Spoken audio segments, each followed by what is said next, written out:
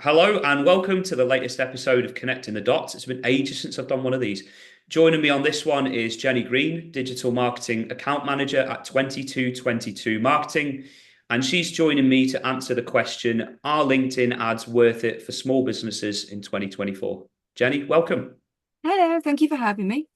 So we're going to come on to explore the main topic in question. I know you'll have a lot of interesting things to talk about, but let's start with my usual first question, exploring your story and career to date. So what's your journey been like so far and how did you get into marketing? Well, I started off in PR about 20 years ago now. So marketing was very different to what it looks like now. Social media marketing wasn't really a thing back then. So I started off writing sort of press releases. That's how I got into it. And I suppose my career's just evolved as marketing has. I've worked part-time, I've around my kids, I've worked full-time. I've specialised in account management, specialised in blog post writing, and now I sort of do a bit of everything, a bit of business development, content writing, social media management, and yeah, I still love it. It's very different to 20 years ago, but it's still something I love doing. Yeah, the whole works. Wow, you've got loads of different skills there. So how would you say things are different now to what they were like 20 years ago when you first got into the industry, if you like? The industry. Well, I mean, back then, in the olden days, it was more. I did more sort of writing for printing and things like that, sort of direct marketing. And I say, press releases, things like blogs weren't really, I'm not saying they weren't around, but I think agencies sort of did less of them.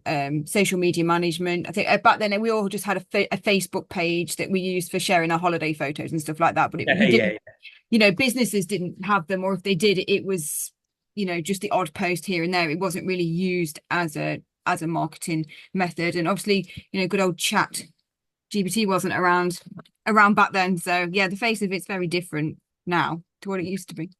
yeah, well, I mean, from a personal perspective, I've seen the evolution of blogs over time. I remember when it Mm. used to be like, we've won this award or Yeah. we went on this trip Yeah. away or Sharon from accounts got married. They were like sort of it was like a Yeah. art, Promotions and stuff.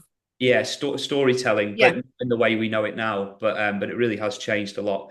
But yeah, I mean, I actually didn't know that you'd worked in public relations as well. So that's really cool that you've done all of that.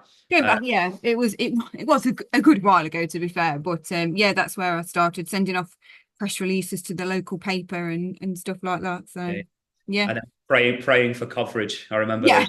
Yeah. Yes. Uh, Sending a nice email to the editor. Do you ever have to put the value in on a spreadsheet like I used to, where it'd be like this piece of coverage is worth this much money, and it was just like an arbitrary number that you plucked out of nowhere? Did you Yeah. ever have to do that? Yeah. Look, yeah. And you Yeah. just kind of thought, this doesn't really mean what they think it means. But But it looks good. it looks good on a sheet, It yeah. looks good on a sheet. Yeah, I mean, now I don't really do any. I think in a way, sort of with social media marketing, the whole thing is almost a bit. There's always a public relations aspect to it. It's Yeah. about obviously you publish things to keep your branding and the reputation you want in check. So although I don't write press releases as such, I do think that is carried into social media marketing because 100%. you need to create an image and have that sort of authenticity about your business. So I think there is still an element of that. It's Oh just yeah, subtle. absolutely. So I was on another podcast with Shari Berg, and so she's a journalist turned copywriter like me. And I always say that my stint in journalism and then my stint in public relations taught me the art of concision and getting to the point, which Yeah, for what we're talking about today is so, so important. If you're writing copy for ads, yeah, to me, the principles are no different to if you're writing a news story or a press release. The hook's got to be there from the beginning. yeah. Oh, Um, absolutely. And people don't have much time when they're scrolling and stuff, and reading. And I'm the first to admit if I look at something and it doesn't draw me in immediately, or I just stop. yeah. I haven't got time to be sat there trying to find the interesting bit. I'll just move on. Yeah, exactly. So you've been at 2222 marketing for a good few months now at the time of recording this. So I think it's fair to say you've got your feet under the table. I mean, what inspired you to join the company and what have you learned since you've been there? Think the main thing really for me was just the chance to expand a little bit on my skills, try out different things. The business development side really interested me. I've done little bits, but this role was going to concentrate more on that, which I thought would be an interesting part of marketing to sort of explore that I've not really done much of yet. I like the fact that I would be overseeing things as well, helping come up with ideas and still keeping my hand with my content writing, because at the end of the day, that's my background, and I do like doing that. I wouldn't have wanted to have stopped with the creative side, but I also like the fact that I can help other people come up with ideas as well, and oversee sort of decisions as well. So yeah, it's and first to admit, I've got 3 kids, and the flexibility is a big part of my work. I couldn't do a job if there just wasn't that flexibility there. So the fact that it was a job that I knew I'd enjoy, but also fitting around my, family was an important part of it as well. It still staggers me to this day how many companies don't cater to Mm. parents and to mothers in particular. With things like, I know this isn't completely relevant to what you've just said, but I think of things like, maternity pay, but then obviously when you're raising kids, having that flexibility, as you've just said there, time off work to go and do your own thing, when you need to do the school run, which sounds like a nightmare. I've never had to do it, but it sounds horrific. Oh, it So is an absolute nightmare. You're yeah. absolutely spot on. Yeah. And the other day, I ignored my daughter on the school run just purely by existing. I didn't know I could offend somebody so easily before 8:30 in the morning, but I managed it spectacularly well. Or you can offend people in ways you couldn't imagine in 2024. It's really quite. Yeah.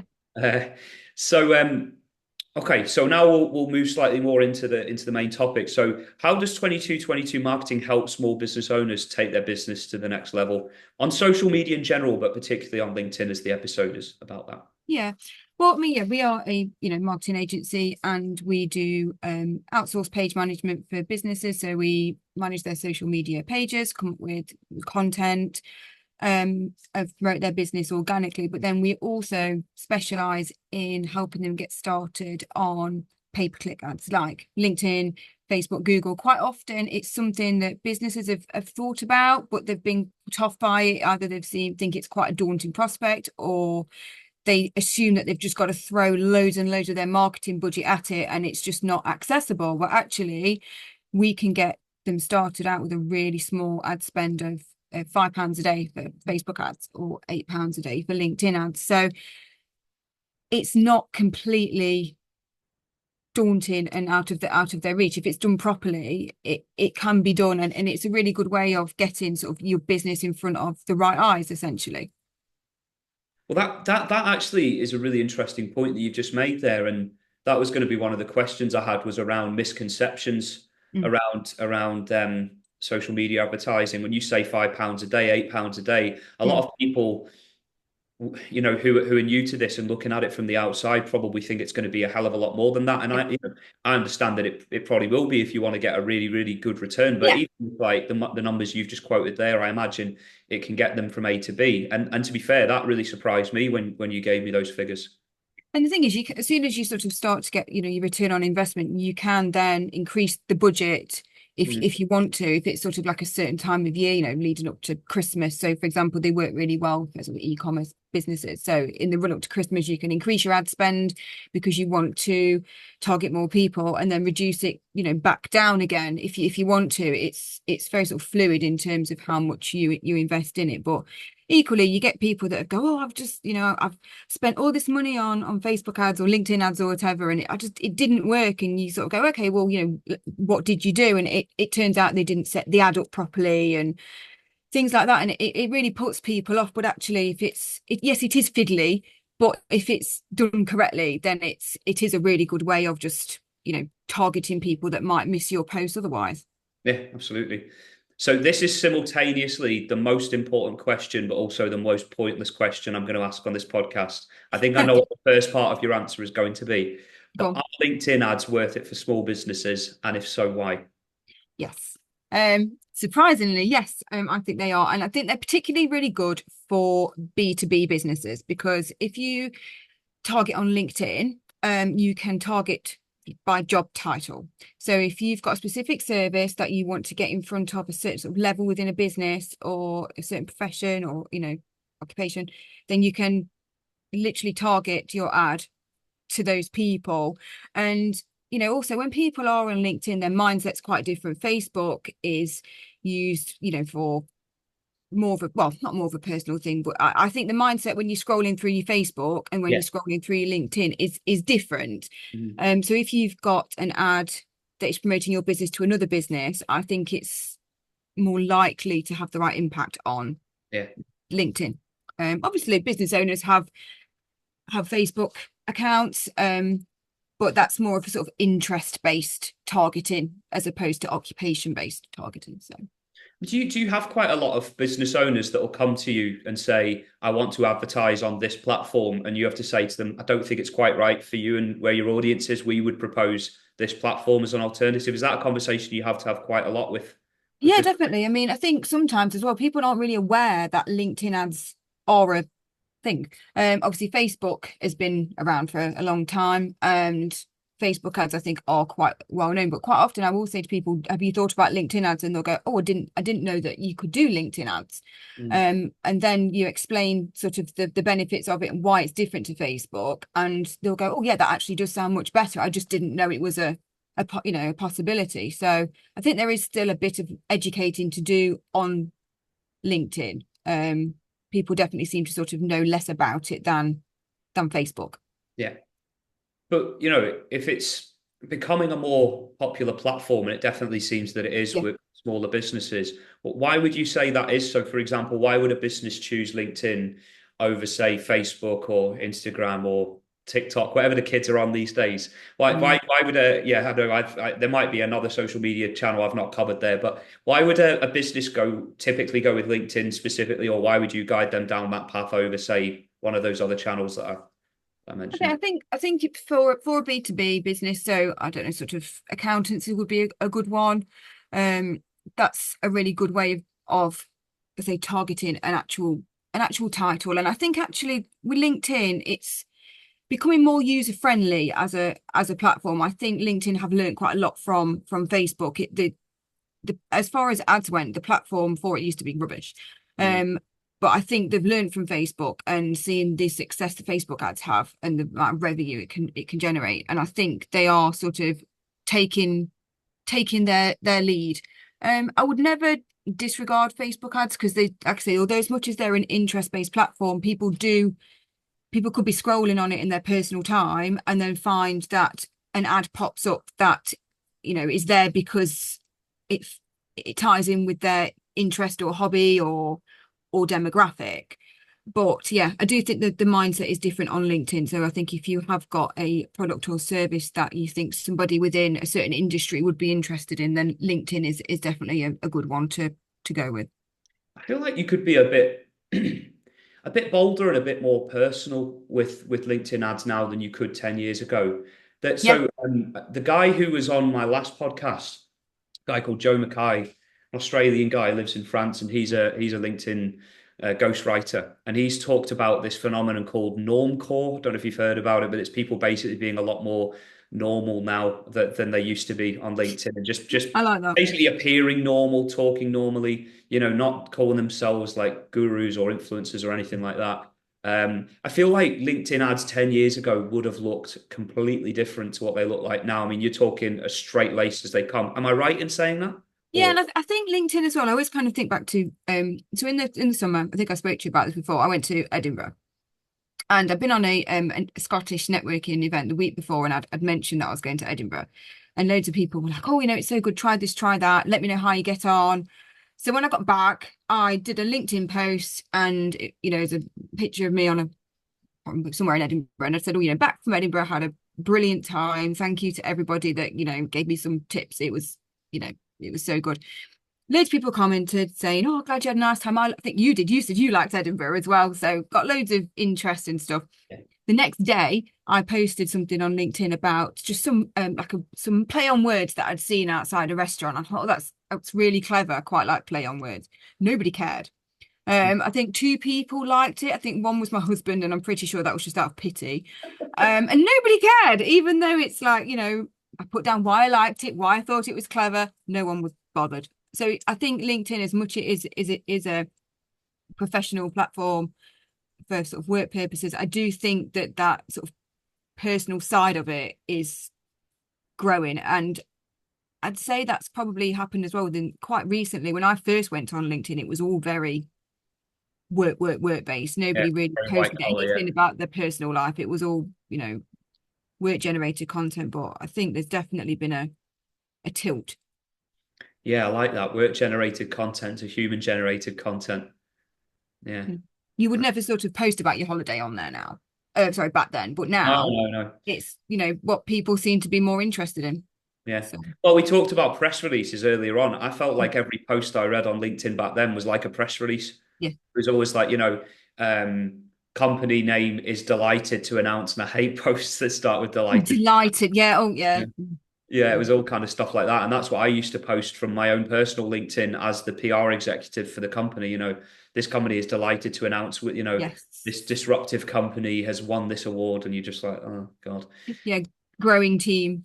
Yeah. People are getting Announcers older now. growing team. And I'm pretty sure, as I say, in the case of probably all social media platforms, when you put ad copy together, you can be a bit more human. And I like that because, as I always say, people buy from people, don't they? So, Yeah, exactly. And that's why I do quite like, it's not the most sort of innovative form of marketing, but that's why I like things like play on words. It's funny, people remember it. It was the day in a networking thing, we were just talking about it, and everyone was just spouting off different examples of play on words that they liked. And I was like, well, it's obviously worked because we're talking about it.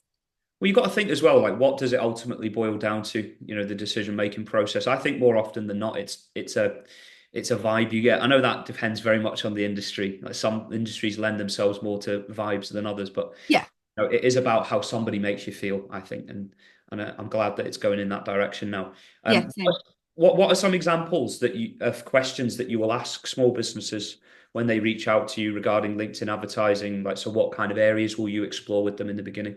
So we'll ask them what their goal is. What do they want to get out of the ad? Do they want more sales? Do they want people to message them? Do they want them to download something? Do they want them to go into their website? So that's an important thing to ask, because if you set it up, then add up with the wrong sort of objective, then you're not going to get the result that you want. So we'll ask them what to get out of it. Things like, what's your budget? Do you want to keep it at, say on LinkedIn, it is a minimum of £8 a day, but they might want to spend a bit more. So we'll ask about that.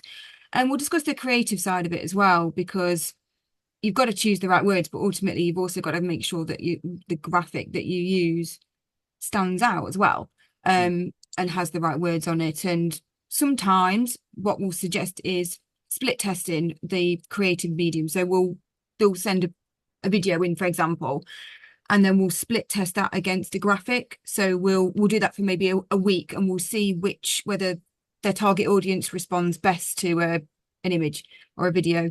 And then once we know, then we'll close down the one that isn't as successful and put all the budget behind the one that is getting the best response. So then at least, our client knows that their money's in the right place. And we'll discuss things like targeting as well. It's really important not to just target everybody. When people, I go, who's your target? Oh, everybody loves my, it's feasible for everybody.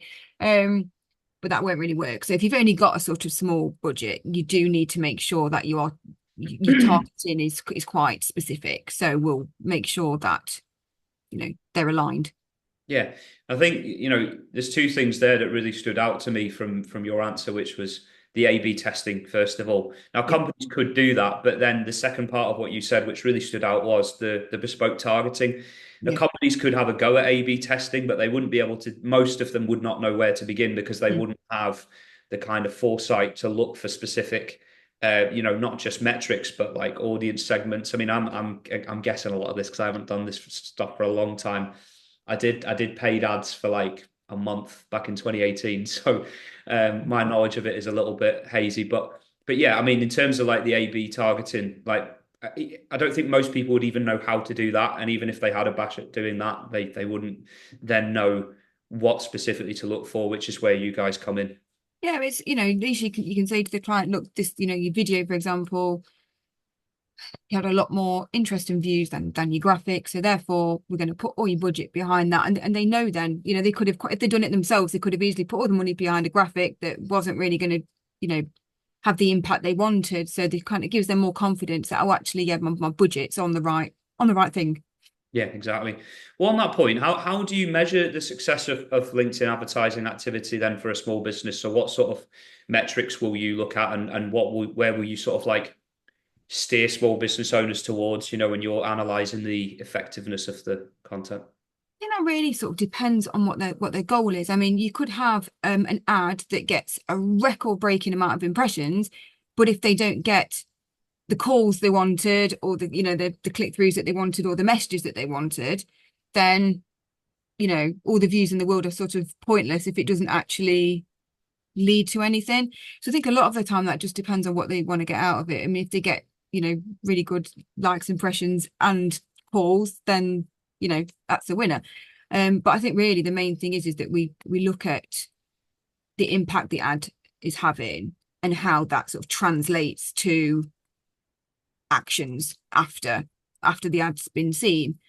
Yeah, I think likes and stuff are very important, but if people aren't acting on those likes, then it's, just sort of vanity likes as opposed to anything else really. So yeah, I mean, what we'll sometimes do is if we think that an ad's sort of getting fatigued, then we will do another creative to keep the sort of message the same, but visually it's more refreshing. If the people are starting to see the same ad over and over again, then they will just switch off. So if we Yeah. kind of think, well, actually, we need to kind of spice things up a bit, we'll do something a bit different and maybe do another video or suggest another graphic or split test something else. So there's always things that you can do to kind of refresh it. But yeah, I think ultimately you need to sort of focus on what the client wants the outcome to be to sort of gauge success with it.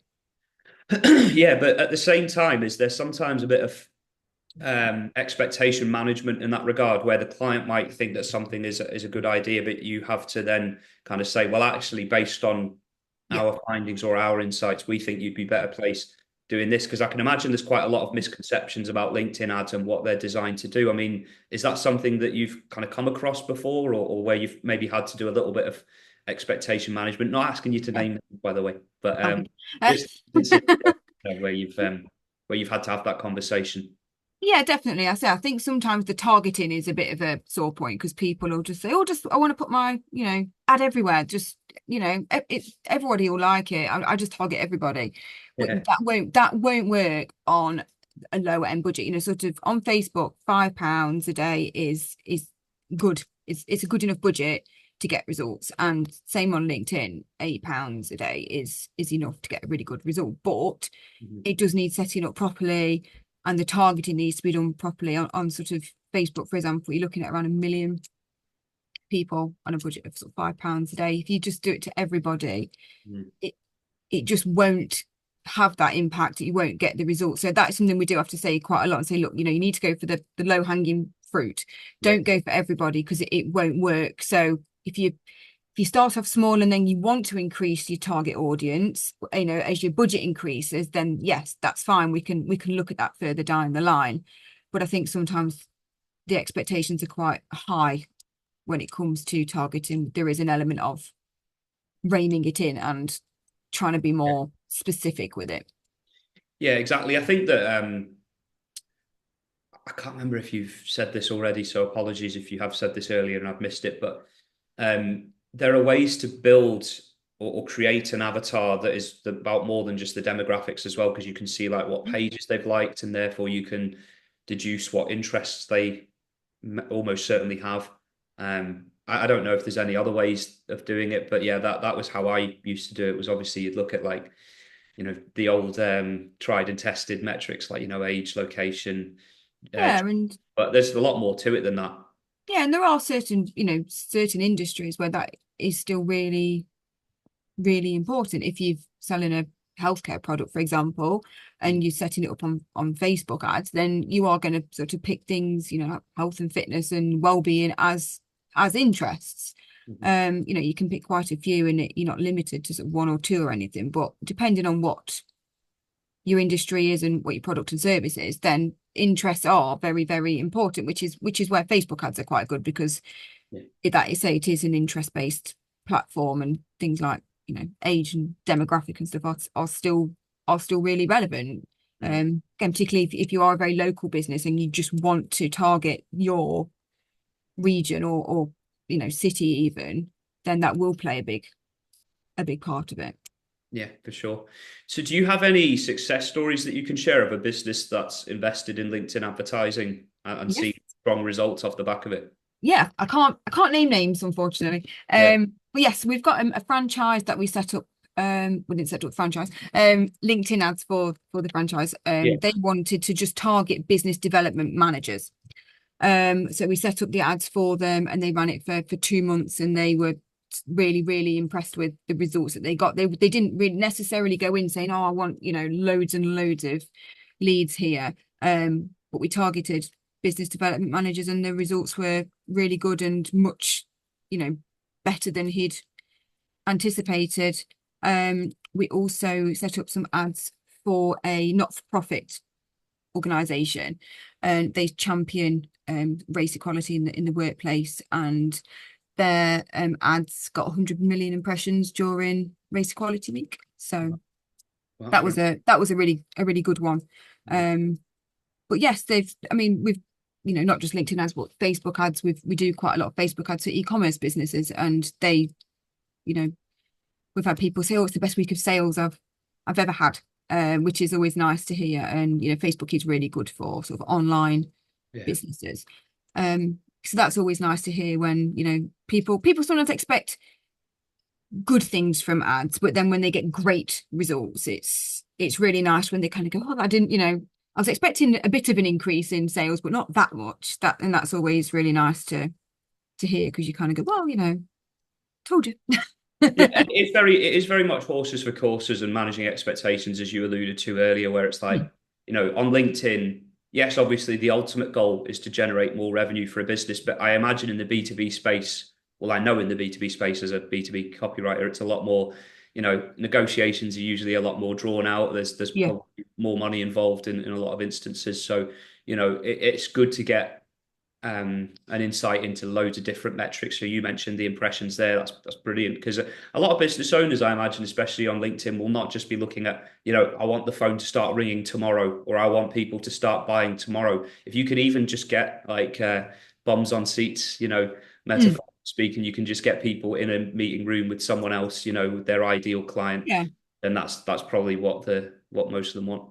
And sometimes people will see an ad and it will kind of interest them, and then they'll go and research the business and look on their LinkedIn pages, and look at their Facebook business page, for example, and do a little bit more research, which is why sort of we still do the social media page management, because as much as sometimes people kind of go, "Oh, do I really have to keep posting on Facebook or Instagram or whatever?"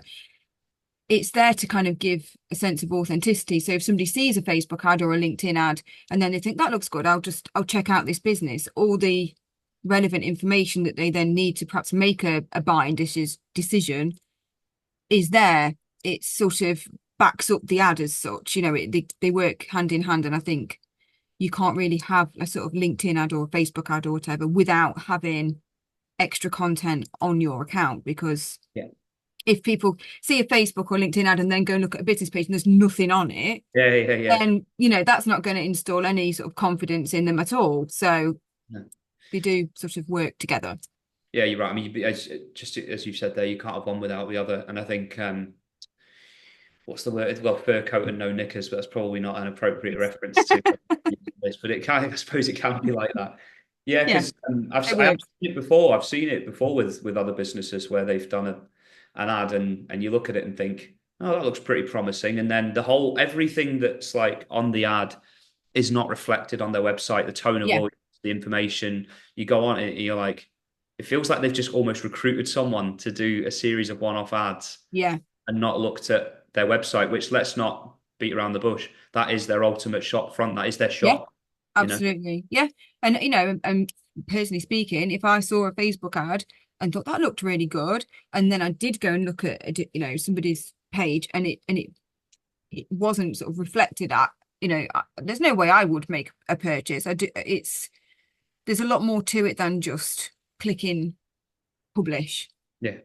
When it comes to Facebook ads, there's got to be a lot of other things sort of in synergy with it. And I do think that relevant content is just as important. You can't really have sort of one without the other in No. terms of. And now I'm remembering that I need to update my website. Ah, there you Yeah, go. I do a lot of posting on LinkedIn, but my website is a Mm. little bit out of date, so I might rewrite that very soon. Because people do research things, don't Yeah, they? It's yes, you might get somebody that goes, yeah, that looks good, bye. But then equally, you are going to get people that are a bit more careful. And if they've sort of seen other businesses do similar things and they're looking as to why they should buy from you, they will look at other online sort of windows as such, like Facebook, your LinkedIn, and they'll use that to make a decision. I think that the most successful businesses, have their fingers in multiple pies. So, things like SEO, PPC, Yeah. content. You need to, I mean, in my opinion, you need to do a bit of everything. You can't just Yeah. have like loads of effort put into PPC and hardly anything on the SEO side Yeah. or vice versa. So, I Yeah. And think, that's where some things like blogs come in because they're really good for SEO. But then equally, it does all tie in because you can then use those for social media posts. So yeah, it sounds like a lot of work, but you can sort of streamline it so that one takes the workload off yeah. another area. I think people have this misconception as well with blogs that they're all top of the funnel. You can get loads of bottom of the funnel blog posts that Yeah. you can boost on Facebook, and like you can educate people without throwing it down their throats, buy our product or service right fucking now. You can educate people without doing. Be good Facebook ad text, that would. Yeah, exactly. Yeah. So no, it's really useful to kind of look at it in a holistic way like that. So I mean, how do you see LinkedIn's advertising platform evolving in the future, particularly for small to medium sized businesses? I think it is going to get bigger. Like I was, saying earlier, it's got better. I think before people just used to sort of default to Facebook or Google if they wanted some ads. And like I said, quite often people don't realize that LinkedIn actually offer an ad platform.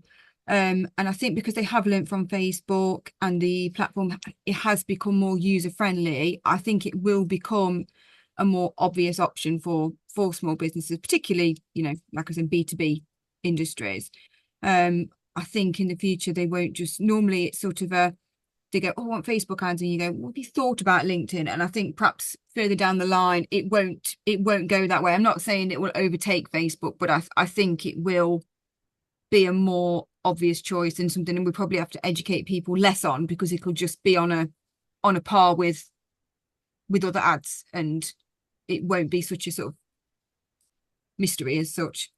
I think the more that people continue to post human first content, my favorite, or was it human generated? I think I might have said, but the more that people post authentic content on LinkedIn, the more comfortable other people feel, I should say, with Yeah. mucking and posting their own things. Because I don't know if this stat is still relevant, but there's a stat of like, that says 99% of people don't post on LinkedIn. 99% of people who have LinkedIn accounts don't post regularly on it.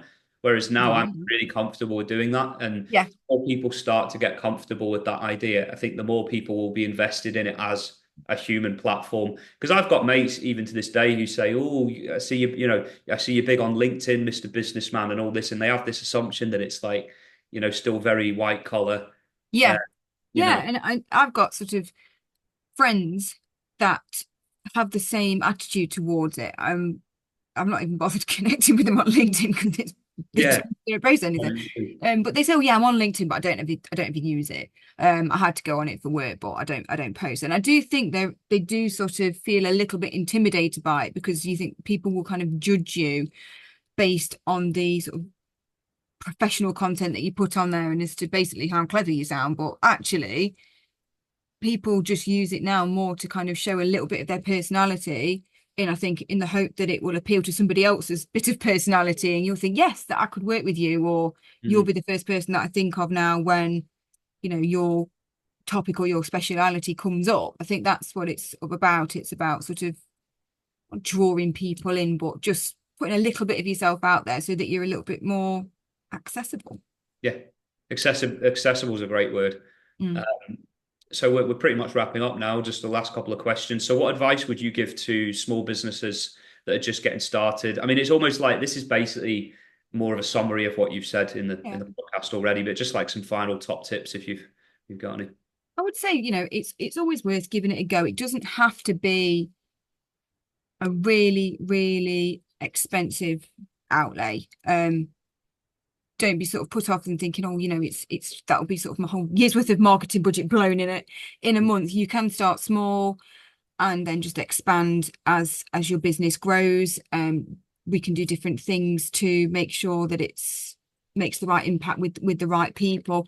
And I think essentially social media is they're so relevant, but it is a slow burner. I think it's about consistency and presenting the right image. And I think with LinkedIn ads and Google and Facebook ads, it's a quicker way of getting your business in front of the eyes that you want. And I think as long as you're sort of realistic with things like your targeting and you've got a good hook and a call to action in there, then it's really got sort of the potential to turn things around. Yeah. And have really, really sort of boost your success, particularly if you are sort of starting out a new service or there's something that you want to promote. It's just a very efficient way of doing so. Yeah. I think the thing there is that the overarching message that I got from that is, nail the fundamentals first and foremost. Yeah. The hooks, the call to action. Yeah. Keep it simple. We talk about this like a lot on up. I and my network talk about this a lot. Clear, not clever. You can be clear and clever at the same time, but more often than not, it's just keep it simple. Say what you mean to say, Yes. what you want to say. I think, Yeah. especially on an ad where you've got like Yeah. fewer characters to work with. Yeah, you need a good hook to draw people in, keep them interested. You need a good call to action at the end so they know exactly what they need to do when Yeah. they've finished reading them. There's no point sort of having this really good message and then people go, that's great, but what do I do now? Yeah, and that's again, that's something that we can help with. When we do ads, we write the content, we do the image, so we can make sure that everything's aligned and that it has got all the elements that it needs to draw people in and maintain their attention as well. I think as well, like the call to action will vary so much. A lot of people might think it's just, call us on this number or email us, but it could be anything, Yeah. couldn't it? It could be Yeah, download, I mean, resource, or yeah, you can get people to sort of download things, send them, on Facebook, it's like send a message through this way. You can do WhatsApp as well. So there are so many different sort of call to actions you can put in. And again, it depends on your business and what your goal is as to which one that you choose. But equally, if you choose the wrong one and it's not in sync with your goal, then that could affect the ad as well. So yeah, we advise on that. So it's set up as sort of precisely sort of as possible. yeah, fantastic. Well, thanks so much for coming on, Jenny, and Oh, providing your insights. I've just seen in the background there, you've got a picture of Notorious B.I.G. I don't know if you're a Biggie fan, or is that just part of your background? um, for complete clarity, this is my boss's office, and it's a very nice background. So that's his picture, not mine. I do quite like quirky pictures, but I haven't got any like that in my house, I have to say. So yeah, I'll tell him you like it though. Yeah, no, it's very impressive, especially the neon crown. I like it. Yes, I do. Yeah, I am quite a fan of quirky pictures, but no, I haven't got that one on my wall. Well, maybe one day. Maybe Uh, one day. Maybe one day. so where can people find you if they want to connect with you or have any questions about what we've discussed? Well, I'm on LinkedIn and Facebook, and my email, which is jenny@2222marketing.co.uk. Fantastic. Yeah, I'll throw all the links in the description. Thank you. I upload this. And Jenny, thank you so much again for coming on. Oh, thank you for having me. Thank you.